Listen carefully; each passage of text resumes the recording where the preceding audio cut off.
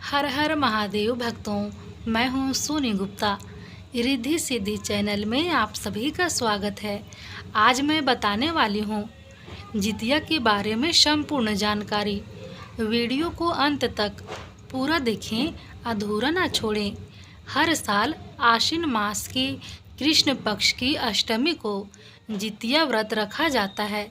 आइए जानते हैं इस साल जितिया व्रत किस दिन रखा जाएगा।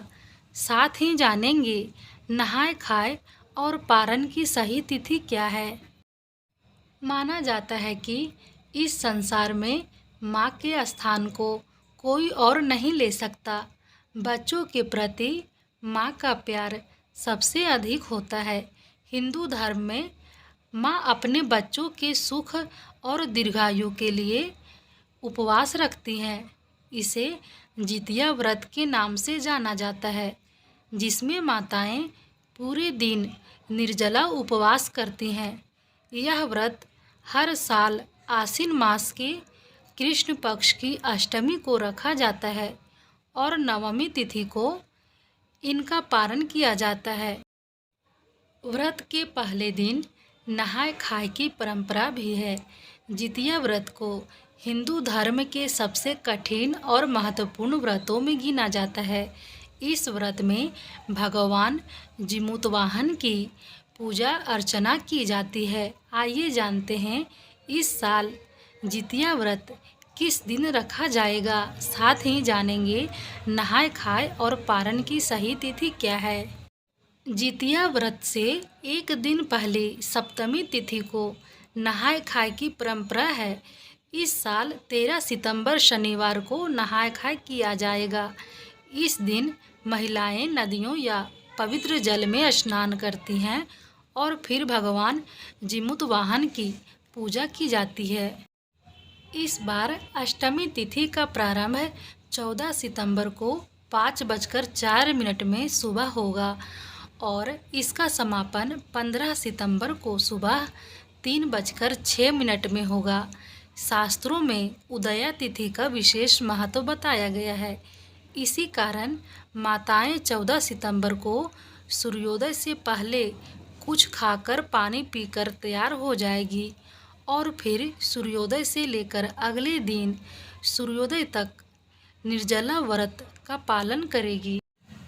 यह उपवास 15 सितंबर को पूरा होगा।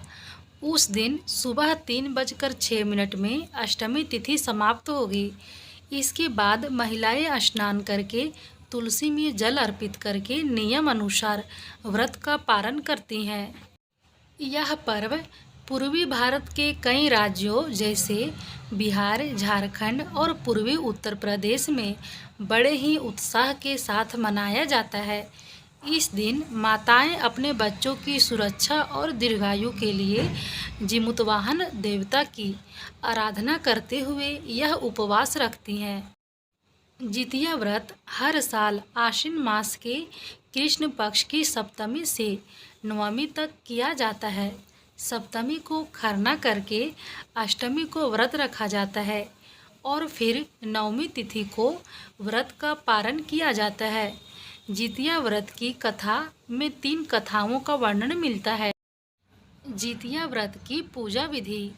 सबसे पहले व्रत के पहले दिन महिलाएं सूर्योदय से पहले जागकर स्नान करके पूजा करती हैं और फिर एक बार भोजन ग्रहण करती हैं और उसके बाद एक दिन पूरा निर्जला व्रत रखती हैं। इसके बाद दूसरे दिन सुबह सवेरे स्नान के बाद महिलाएं पूजा पाठ करती हैं और फिर पूरा दिन निर्जला व्रत रखती हैं। व्रत के तीसरे दिन महिलाएं पारण करती हैं। सूर्य को अर्घ्य देने के बाद महिलाएं अन्न ग्रहण करती हैं। मुख्य रूप से पर्व के तीसरे दिन सब्जी चावल मतलब कई प्रकार की सब्जियां बनाने की परंपरा है और उसके साथ साग होना बहुत ही ज़रूरी है। अष्टमी को प्रदोष काल में महिलाएं जिमुतवाहन की पूजा करती हैं। जिमुतवाहन की कुशा से निर्मित प्रतिमा को धूप दीप अक्षत पुष्प फल आदि अर्पित करके फिर उसकी पूजा की जाती है। इसके साथ ही मिट्टी और गाय के गोबर से सियारिन और चील की प्रतिमा बनाई जाती है। प्रतिमा बन जाने के बाद उसके माथे पर लाल सिंदूर का टीका लगाया जाता है। पूजन समाप्त होने के बाद जीवित पुत्री का व्रत की कथा सुनी जाती है। जितिया व्रत की कथा। एक बार चील और एक मादा लोमड़ी नर्मदा नदी के पास हिमालय के जंगल में रहते थे। दोनों ने कुछ महिलाओं को पूजा करते और उपवास करते देखा और खुद भी इसे करने की कामना की। उपवास के दौरान लोमड़ी को बहुत तेज भूख लग गई और वह जाकर चुपके से मरे हुए जानवर को खा लिया। दूसरी ओर चील ने पूरे समर्पण के साथ व्रत का पालन किया और उसे पूरा किया। अगले जन्म में दोनों ने मनुष्य रूप में जन्म लिया। चील के कई पुत्र हुए और वह सभी जीवित रहे, लेकिन सियार के पुत्र होकर मर जाते थे। ऐसा होने के बाद बदले की भावना से उसने चील के बच्चे को कई बार मारने का प्रयास किया, लेकिन वह सफल नहीं हो पाई। बाद में चील ने सियार को अपने पूर्व जन्म के जितिया व्रत के बारे में बताया। इस व्रत से सियार ने भी संतान सुख प्राप्त किया। इस तरह यह व्रत संतान सुख की प्राप्ति के लिए जगत में प्रसिद्ध हुआ। जितिया व्रत की दूसरी कथा। इस कथा के अनुसार जिमुतवाहन गंधर्व के बुद्धिमान राजा थे। जिमुतवाहन शासक बनने से संतुष्ट नहीं थे और परिणाम स्वरूप उन्होंने अपने भाइयों को अपने राज्य की सभी जिम्मेदारियां दी और अपने पिता की सेवा के लिए जंगल चले गए। एक दिन जंगल में भटकते हुए उन्हें एक बुढ़िया विलाप करती हुई मिलती है। उन्होंने बुढ़िया से रोने का कारण पूछा। इस पर उसने उसे बताया कि वह सांप नागवंशी के परिवार से है और उसका एक ही बेटा है। एक शपथ के रूप में हर दिन एक सांप पंछीराज गरुड़ को चढ़ाया जाता है और उस दिन उसके बेटे का नंबर था।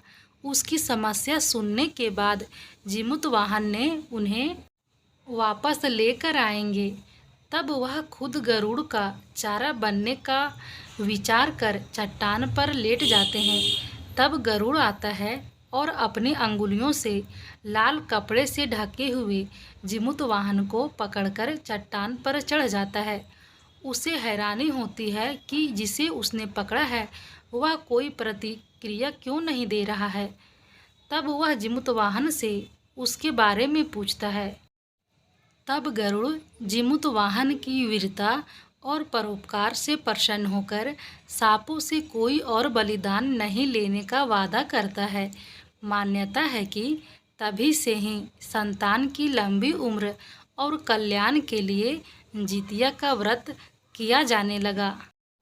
जितिया व्रत के तीसरी कथा के अनुसार महाभारत युद्ध में पिता की मृत्यु के बाद अश्वत्थामा बहुत क्रोधित था। वह पिता की मृत्यु का बदला लेने के लिए पांडवों के शिविर में गया और उसने 5 लोगों की हत्या कर दी। उसे लगा कि उसने पांडवों को मार दिया, लेकिन पांडव जिंदा थे। जब पांडव उसके सामने आए तो उसे पता चला कि वह द्रौपदी के 5 पुत्रों को मारा आया है। यह सब देखकर अर्जुन ने क्रोध में अश्वत्थामा को बंदी बनाकर दिव्य मणि छीन ली। अश्वत्थामा ने इस बात का बदला लेने के लिए अभिमन्यु की पत्नी उत्तरा के गर्भ में पल रही संतान को मारने की योजना बनाई।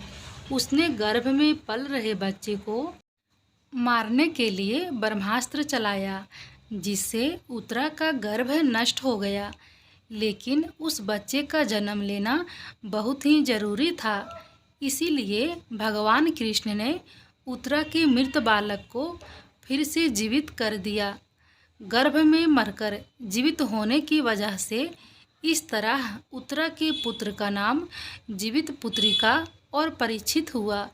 तब से संतान की लंबी आयु के लिए जितिया का व्रत किया जाने लगा। यह वीडियो कैसा लगा कमेंट बॉक्स में ज़रूर ही बताएं। फिर मिलती हूँ अगले नेक्स्ट वीडियो में नए जानकारी के साथ।